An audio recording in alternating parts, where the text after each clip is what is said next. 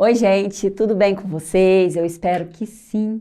Vamos a mais uma aula, né? A nossa aula de geografia. Eu sou Jaqueline, professora da EJA, e hoje vamos lá para a nossa continuação no nível 1.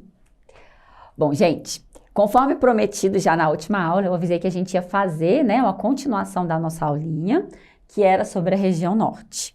Então, olha só, na última aula, a gente falou sobre as questões físicas da região norte. Aí nós falamos sobre clima, sobre vegetação, sobre hidrografia e sobre relevo, certo? Então a gente fez lá um passeio, né, sobre as características físicas da região norte, como são os rios, como são o relevo, o clima, tá? E agora a gente vai retomar essa questão da região norte, mas nós vamos falar hoje sobre as atividades econômicas, né? Como que a região norte, ela está organizada do ponto de vista econômico, certo? Então vamos lá. Bom, então aqui a gente tem a primeira coisa, é o extrativismo. Gente, a região norte é muito incentivado pelos governos e a própria população encontra nas atividades extrativistas, né, um caminho para a sobrevivência, até mesmo para essas comunidades menores, que é uma região que tem muita comunidade com características próprias. O extrativismo acaba sendo uma solução e uma saída para a sobrevivência desses povos, né? Então aqui a gente tem o extrativismo vegetal. Ele é super forte na região norte, até pelas características naturais. Como a gente já viu, é uma região de floresta, é uma região de muita mata e que tem muitas plantas, enfim, uma diversidade gigantesca, né, de flora que pode ser aproveitada para o extrativismo. E o bacana do extrativismo, gente, é que você consegue tirar o recurso deixando a árvore em pé. Você consegue pegar ali o que você precisa, deixando a árvore em pé, entendeu? Então ela não precisa ser derrubada, você não precisa provocar um desmatamento, você não precisa abrir uma clareira na mata, nada disso. Você consegue tirar o recurso sem prejudicar o meio, tá? Então olha só, aqui a gente tem alguns exemplos clássicos desse extrativismo.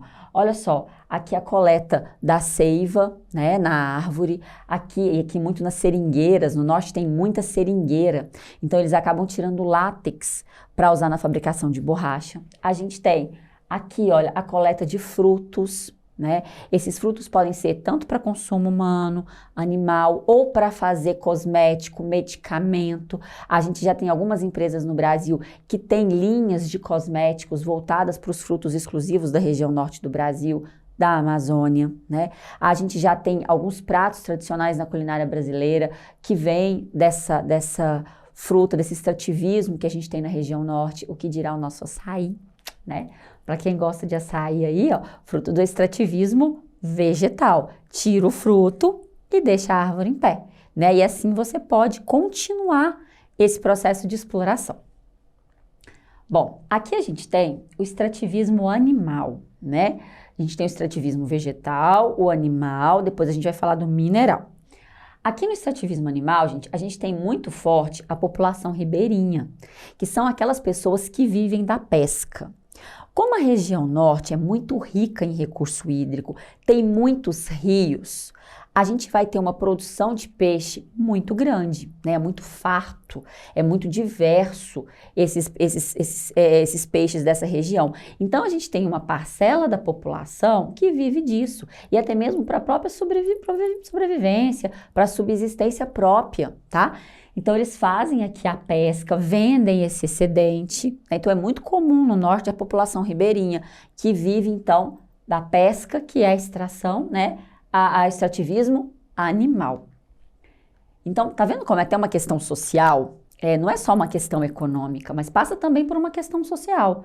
Acaba que esse extrativismo, tanto o animal quanto o vegetal, é uma forma de sobrevivência dessa população, dá dignidade, né, a essa população e leva eles a terem uma melhor qualidade de vida. Então, passa pela ideia, gente, até mesmo, de uma questão social, dar um trabalho para essa população, né? Depois a gente tem aqui o extrativismo mineral. Nossa, gente, é rico essa região, hein? Tem muita mineração, tem muito recurso mineral, tem uma diversidade imensa de minérios ali dentro, tá? muito rica mesmo. Então, o que a gente tem? Aqui eu tenho extrativismo, né? Aqui é uma mina de minério de ferro, na Serra dos Carajás. O Pará é um berço do extrativismo mineral. De Pará ele tem uma grande quantidade de minérios. A gente também tem minérios, logicamente, no Amazonas, no Amapá. Tem áreas que não podem ser extraídos esses recursos, porque são áreas de preservação permanente, são áreas em que a floresta deve ser mantida de pé. Então também não dá para tirar esse recurso em todos os locais da região norte. A gente tem que ter um equilíbrio, né, gente? De novo, é aquela ideia da sustentabilidade. Nós temos que ter um equilíbrio para, a partir desse equilíbrio, né, a gente conseguir, né, manter a preservação ambiental e o crescimento econômico. Então, também não dá para tirar todos os recursos naturais. Mas, em parte dessa região, em alguns estados, a gente tem atividades minerárias que são permitidas. E aqui a gente tem o exemplo da Serra dos Carajás.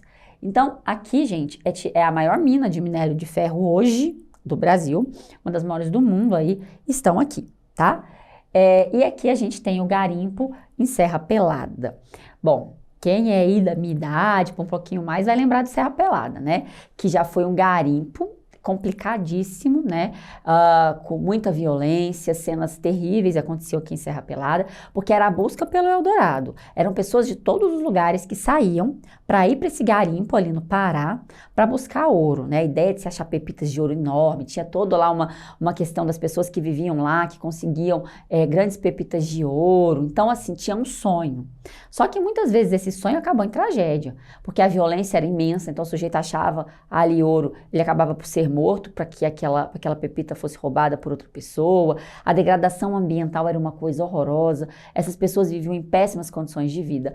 O garimpo ele foi fechado. Hoje existe a extração de ouro no local, mas por uma cooperativa organizada, todo um sistema legalizado e com controle ambiental. Tá? Então, não que a extração de ouro aqui na Serra Pelada tenha terminado. Ela continua, mas ela continua hoje de uma forma mais sustentável do que acontecia no passado, né? E na questão social também, né? Com mais segurança, enfim, com maior estrutura. Mas eu tô falando de um local, né? De uma região que tem cobre, que tem minério de ferro, que tem bauxita, que tem ouro, enfim, que tem uma diversidade gigantesca de recursos minerais, tá? Um subsolo, assim, riquíssimo. E aqui eu trouxe no detalhe pra gente, né? O projeto Grande Carajás, no Pará, que é um projeto que é permitido, né, pelo governo estadual e federal, e que permitiu a extração de uma diversidade de tipos de minerais. Mas o carro-chefe aqui mesmo é o minério de ferro, tá? Aqui tá a mina de Carajás, ó. Aqui é numa imagem de satélite, eu acho que vocês conseguem visualizar bem. Ele é muito grande, gente. Então aqui todo em volta a área de floresta, ela tá localizada bem aqui, tá? Nesse quadrado aqui vermelho. Então, a gente tem uma mina de imensas proporções, certo? E que rende muito dinheiro, tanto para o estado do Pará, quanto para todo o território brasileiro, né? Como para o governo federal. O projeto Grande Carajás, ele também é formado, além das minas, até por usinas hidroelétricas. Porque para manter essa estrutura no meio da floresta, gente, a gente precisa, né, de um arcabouço, de toda uma estrutura, inclusive energética, para que essa mina possa, né, continuar existindo.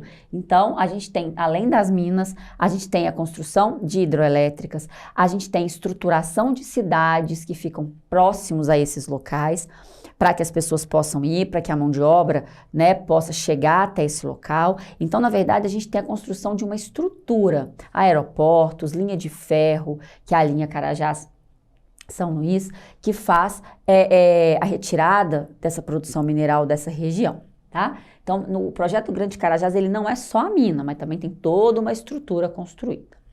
Depois a gente tem a Zona Franca de Manaus, que foi, né, um projeto idealizado pelo governo federal, juntamente com o governo de Manaus, para levar, né, do Amazonas e o prefeito de Manaus, para levar uma estrutura para a região.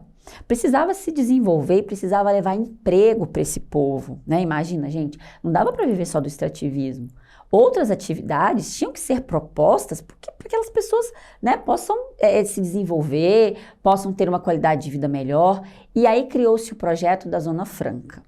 O projeto da Zona Franca é um grande distrito industrial, né? Imagina só, uma grande área cedida para empresas, para indústrias, com alguns incentivos do governo.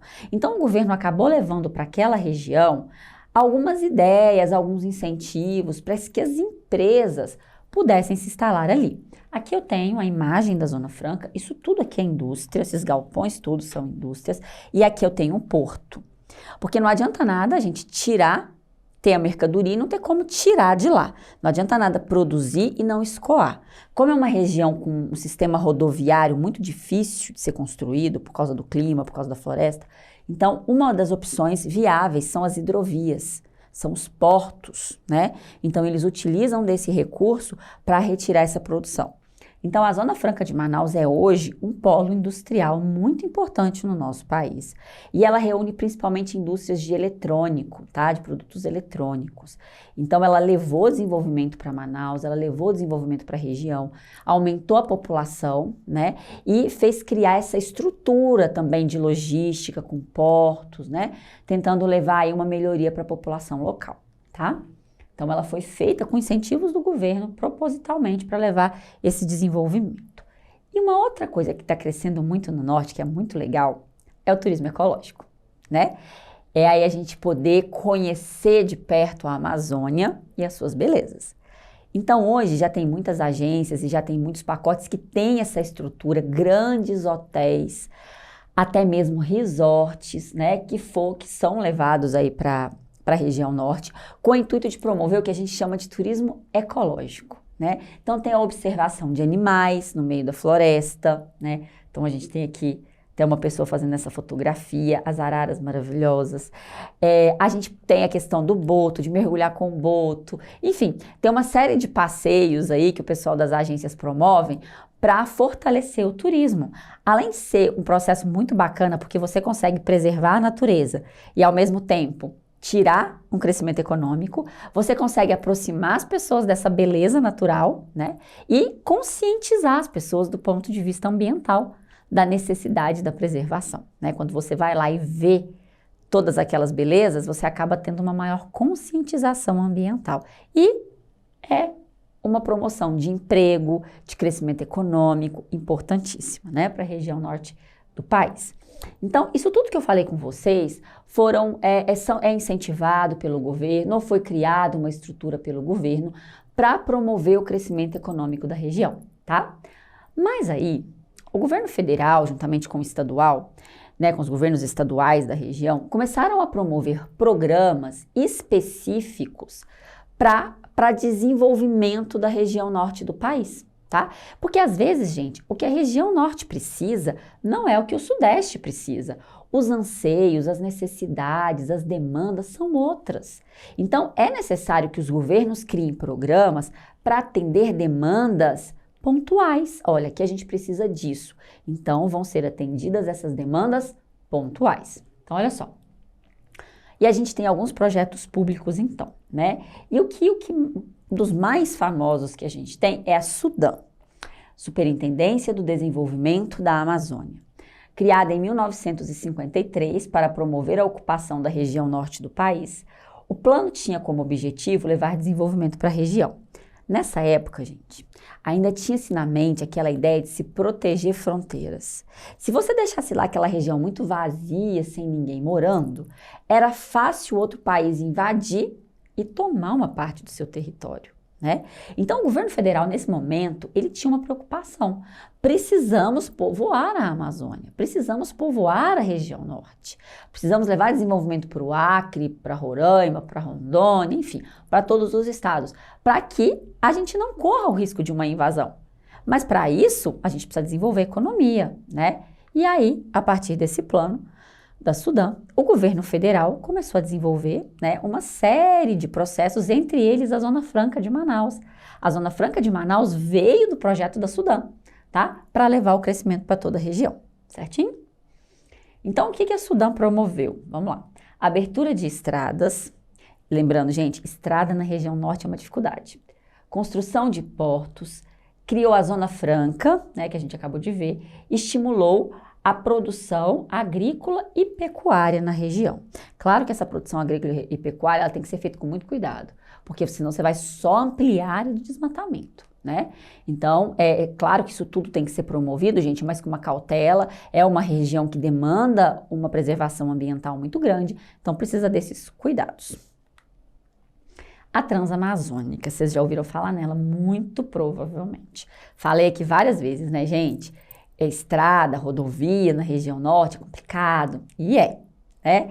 Olha só, aqui eu tenho uma imagem da Transamazônica. Essa foi um mega projeto do governo brasileiro para levar desenvolvimento. E ela virou isso daqui, gente, um atoleiro. Muitos trechos da Transamazônica estão desse jeito que vocês estão vendo aqui, ó. Um atoleiro, tá? Não tem pavimentação. A pavimentação na Transamazônica, ela foi feita em alguns trechos, mas não em todos. E por causa do clima, lá chove muito. É difícil você manter, né, essa estrada, essa pavimentação em boas condições.